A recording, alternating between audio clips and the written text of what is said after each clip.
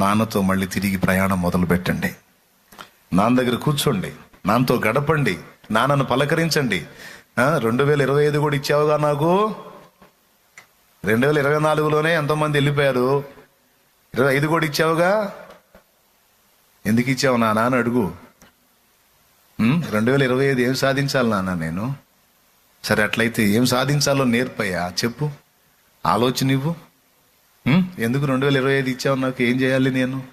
ఈ సంవత్సరం ఏమేం కార్యాలు చేయబోతున్నావు? మరి ఇన్నాళ్ల బంధకాల్లోంచి విడిపించబోతున్నావా? ఇన్నాళ్ల ఒత్తిళ్ల నుంచి నన్ను విడిపించి ఒక ఆశ్చర్యకరమైన మలుపు తిప్పబోతున్నావా? ఏం చేయబోతున్నావు నాన్న? మాట్లాడుకో. మన జనులు నిన్ను చూసి పిచ్చివాడనుకొని పిచ్చిదనుకొని పర్వాలేదు, కానీ నువ్వు ఆయనతో ఉన్నావు, ఆయన నీతోనే ఉన్నాడు. నువ్వు ఆయనతో మాట్లాడు.